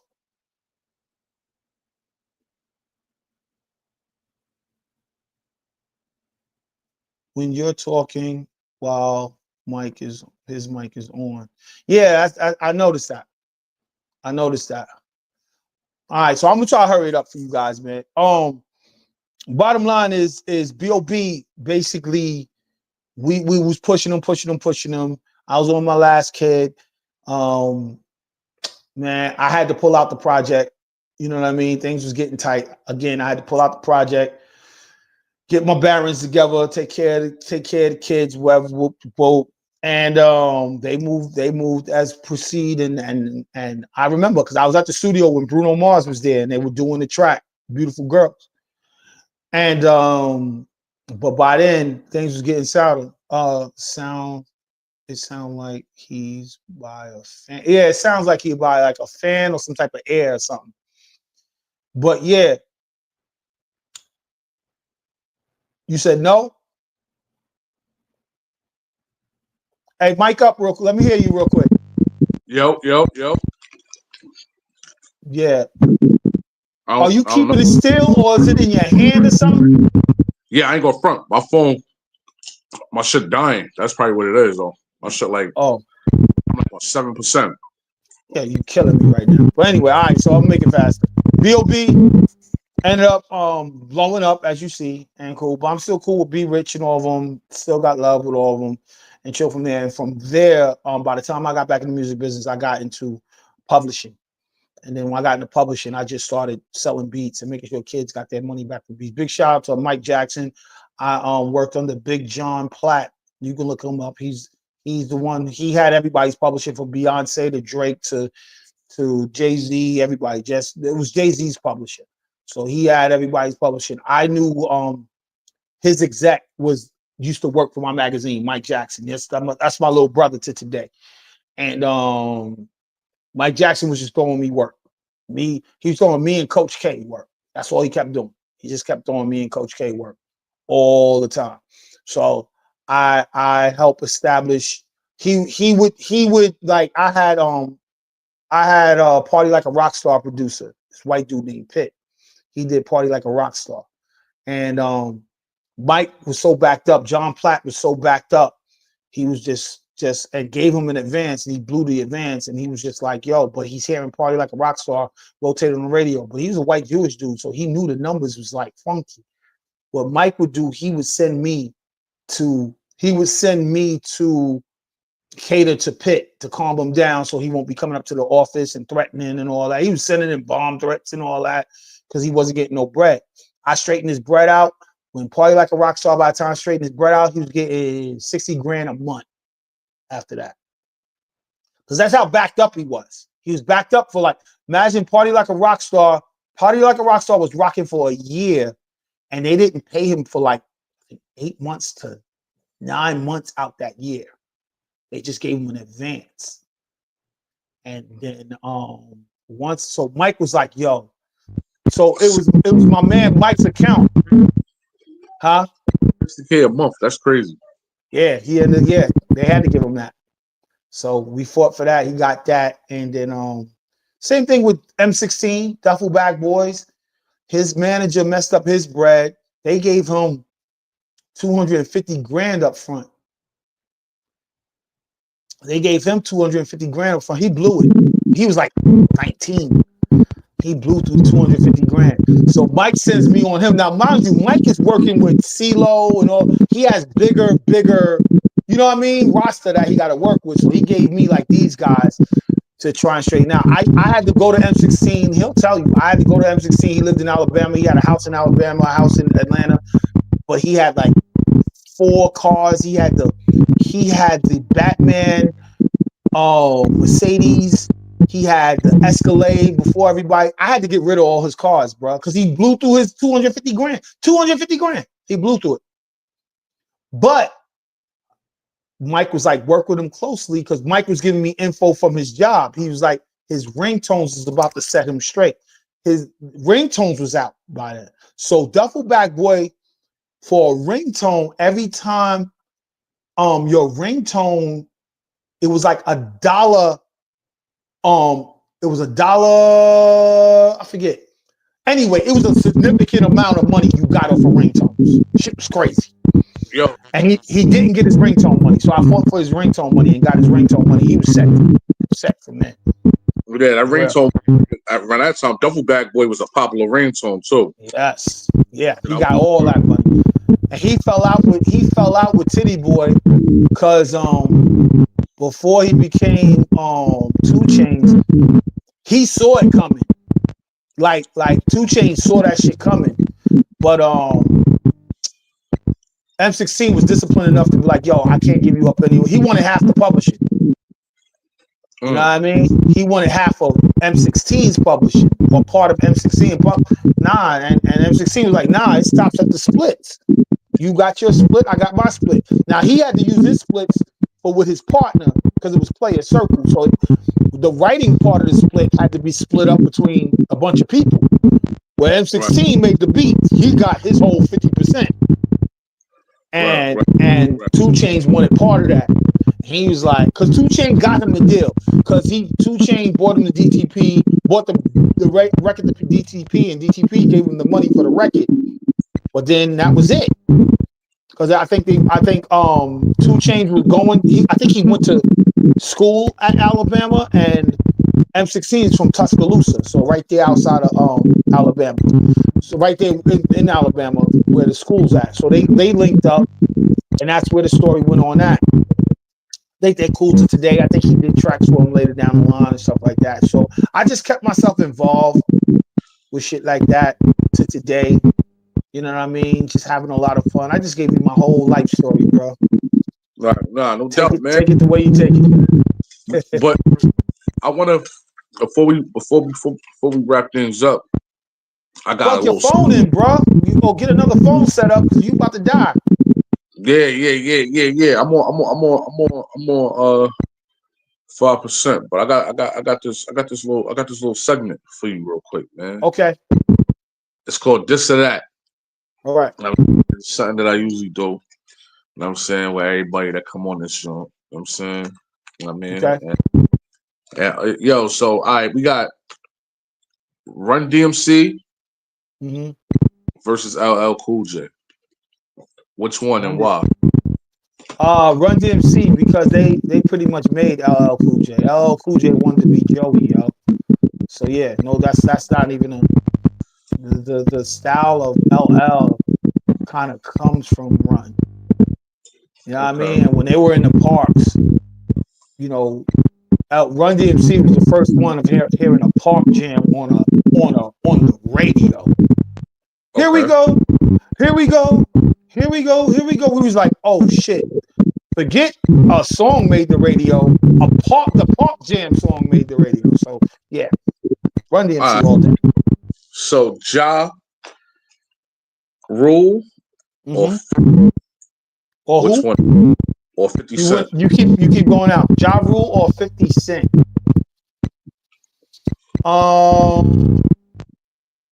It's a hard one because due to your heritage, little do you know, your Aunt Queenie worked with Ja Rule's mother at Creedmoor.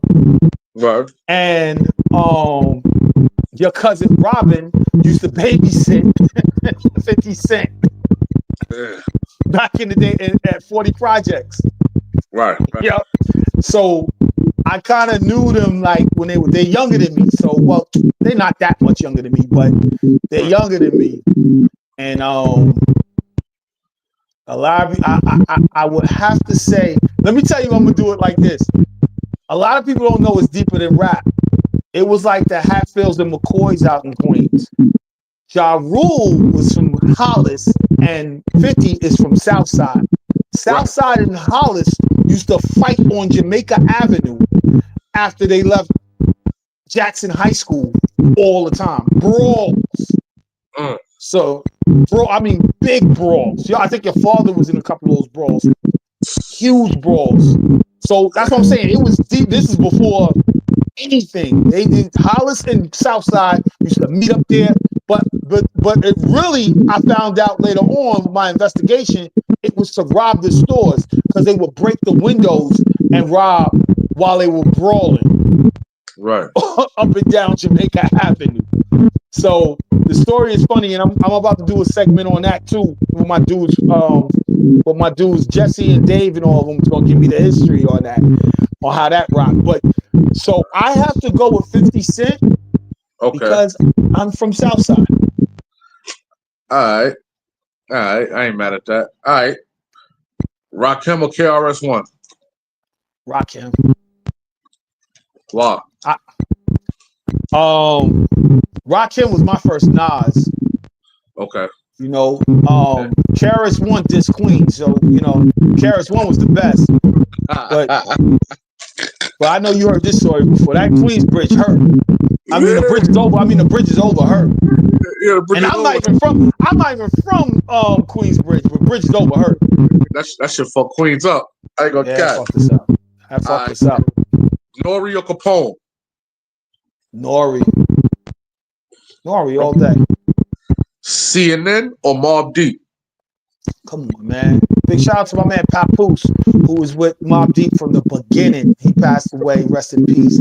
He's a nigga that's cooking in the beginning of Shook Ones. That's my man Papoose in the beginning. Yup, that's he introduced me to those kids. They used to come rap with us in Ajax all the time. So Mobb Deep all day. All right. Jay-Z or Biggie Smalls? You know I'm gonna pick Jay, yo. Even though Big, like a story I told you earlier at Lyricist Lounge, is close to my heart. But my whole thing with Jay is that I was cheerleading Jay when nobody was cheerleading Jay. You know what I mean? At a time, I watched, so different from Biggie. Biggie came out of nowhere and took over, but I kind of watched Jay through Video Music Box grow. Jay and Ralph is really cool. Like they really cool. So I kind of watched Jay go from the diggity to watching Nas and switching his flow up and then mastering that shit. He's the only one, like a lot of people don't understand is that the reason why I stuck with Jay is, yeah, he switched his flows up, but the nigga was nice in all the flows. You know what I mean? He had the Tretch flow first. You know, he had the Tretch flow back in the day, but he can rock with Tretch. He had the Das Effects flow, but he can rock with Das Effects. But then when he transitioned into the slow flow with Biggie and Nas, he killed that shit too. You know what I mean? Like that, you can't take that shit away. Everybody's like, nah, he be switching up. He used to rap a certain way. Yeah, you rapped one way, but he mastered 3 ways before and then mastered yours. So big shout out to Jay, yo. All right. Nas or Tupac? Damn, that's like apples and oranges to me. But I gotta go with Nas. I mean, I gotta go with Nas. Bias ass answer. Well, whatever.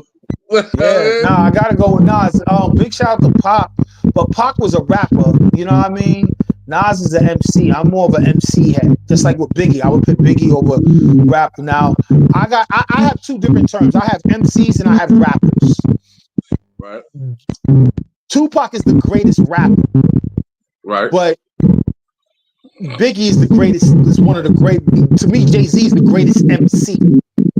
Right. You know what I mean? Just for what I just told you not that long ago. Forget all the impact. You know what I mean? He probably don't have the impact as Pac, but if you put them, as you being a battle rapper, you put them in a freaking circle, you know he'll kill Pac in a circle. God bless his soul. You know he would. Pac wasn't nobody. Look, all the footage you see of Pac and Biggie. When that nigga's just sitting there, do you see Pac being a fan in that shit? You know what I mean? Like he's a fan there. In fact, you see more Biggie's verse being played at that table than you see Pac's verse. Pac be rapping, but when they go to Biggie, it's like, oh, what the hell is he saying, yo? Like the MCing is just different.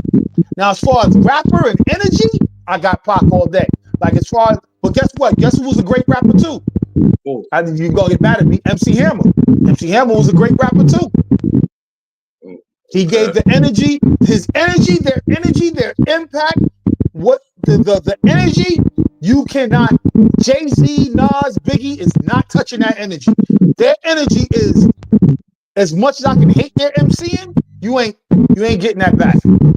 Now, granted, Pac was a better rapper than a better MC than Hammer, but we can move on from that. I bet. Roxanne Shante or Lauryn Hill? Oh, Lauryn Hill. God bless Roxanne Shante, but it's apples and oranges to me too with that. But Lauryn again, she got the craft and ran with it, and designed it so long that no one has matched. She's kind of like Nas, like who's you know what I mean? Like, how can you have a run like this? Like, you don't even have albums out like that. You know what I mean? Like, your run is ridiculous. All right. Big Pun or Joel Ortiz? Oh shoot. I gotta say Big Pun. God damn, that's a hard. Now that's the first hard one you got me because I actually, Jaron Benton, the dude I was talking about you earlier that went on with Hobson and him, he actually did a lot of work. Big shout out to Jaron Benton, one of the best ATL MCs, bro. One of the best. And I heard Joel from a long time ago, so that's hard, bro. I guess hard, but I gotta go with Pun. Pun is like the Biggie. Pun is like the Biggie of that Hispanic era, bro. Like I can't. It's unfair. Cameron or who? Mace. Cameron. You know what I mean? Now Mace probably had a better career, but Mace went from MCing to rapping. When he was Murder Mace, he was MCing. Cameron didn't stop MCing. Cameron had girl jams, and then he'll turn around and do a song with DMX. Like, easy. You know what I mean? Like Cameron stayed Cam. You know what I mean? Like, Dr. Dre or Alchemist? Dr. Dre. Alchemist. Dr. Dre. Alchemist or who? Or DJ Premier. Premier. Jermaine Dupri or Puff Daddy? Shit, now that's a hard one. Let me put a pause on that, but being in the studio with Jermaine, I gotta say Jermaine, because Jermaine, I saw him work. Oh, he said RZA or Preem. I'm sorry, yo. I Preem came out first, so I'm gonna run with Primo, yo. I gotta run with Primo. Lloyd Banks or Fabulous? Oh, Fabulous, man. God bless Lloyd Banks, but his career got stunted. He could have been a Fabulous. All right, man. That's my questions right there. You got any Instagrams or anything that you want to shout out? Yeah, I want to shout out. I got this Instagram called #Haze Stop Being a Drake Fan. If you go there, you can give Haze help at 1-800 Stop Being a Drake. Yo, why do you keep picking losers? Yo, why do you keep picking? Yo, when you came to me about when yo, what did I say? What did I say when Drake was going against Meek Mill? I said it's two goofies going against each other. Why I don't listen to goofies? They both goofies. Yeah. Yo, stop liking goofies, yo. So let me ask you a question. You know what I'm saying before we get up out of here, because I wanted to touch bases on this. Let me ask you a question. How did you feel about that Kendrick Lamar beef, man? You know what I'm saying? Like, yo, how do you feel about that? And I think that, you know what I think I'm gonna do to the viewers and shit, man. I think I'm gonna host a part 2 to this interview, man. Okay. I'm probably gonna host a part 2. Tomorrow's Valentine's Day, so that's Mr. Nasty time. All right, you didn't have to say all that, but I see what you're saying. Sunday, we can do it Sunday. I ain't got nothing on Sunday anymore. We put that together. We will do part 2 of this, but just how do you feel? I want to know before we do that, because I'm gonna host the whole special on that right there. All right. How do you feel about that, real quick? Like, how do you? I love it. I love it. It's the time of my life right now. Just imagine, bro. I told you I was a kid on your father's shoulders, so I can be over the crowd to watch 2 unknowns get off the train and battle each other on some hip hop, deep hop, like harmonize. Who can harmonize better? Who can say, ooh, who can say your mother better than? Oh, yo, bro, go back and watch Beach Street and watch Kumo D battle. They just research any battles from back in the day. All right. And it's imagine being in that time, and now you in a time where kids are super millionaires and on top of the pop charts, and they're going at each other's necks. And imagine, as you know who I'm a part of. I'm a part of. Big shout out to our man Troy. I watched Troy create Smack. You know what I mean? Like I literally watched him create that. So to be proud of watching Troy go to where he's going off of battling, the stuff I watched when I was a kid and the shit wasn't on the nobody even cared about hip hop, to the whole world is listening to 2 niggas go after that. Yo, bro, this is the best time of my life, bro. Smack brother is your best friend. That's my dog. That's how I just spoke to. Big shout out to my man Sean Dula. Yep. That's how I speak to him. I just spoke to him the other day. We getting up on Saturday. Yeah. Yep. Listen, this is what we gonna do. Sunday, I'm gonna do an extra special for y'all. And I'm saying we're gonna do a part 2 to this. We got a card. T-Top got a card coming out, and I believe Calico got a card coming out, and we're gonna get some predictions and all that, man. So yeah, we gotta talk about that Apollo card, bro. We gotta talk that Apollo card. Hopefully I can get my mics and stuff right, man. Yeah, that card. Yo, bro, that card, man. Yo, get that card off, yo, for we be here all night. Yo, it's 11 o'clock. Get that card out of here, yo. Yo, you see them niggas on that card, yo? Fire. Now we're gonna talk about that 9 p.m. Got any shout outs? Yo, listen, shout out to the sponsors. Cool Green, shout out to the team, BMG. That card is crazy. No. Know what I'm saying? Y'all niggas already know the whole game. Big shout out to BMG, yo. Know what I'm saying? Borobredenz. Know what I'm saying? You got any shout outs that you want to give real quick? Oh, no. I just want to say on live TV how proud I am to see my man Haze up here, man. I'm proud of you as a battle rapper. I'm proud of you having you as a nephew. And I'm proud you loving hip hop just as much as your dad showed me the hip hop. So let's just keep this positive vibes going, man. We are in the best times of our lives, yo. Let's ride this baby out, yo, for real. Man, I appreciate you for everything, man. You already know that, man. You already know me, man. Appreciate you always holding me down, being solid, never switching up, man.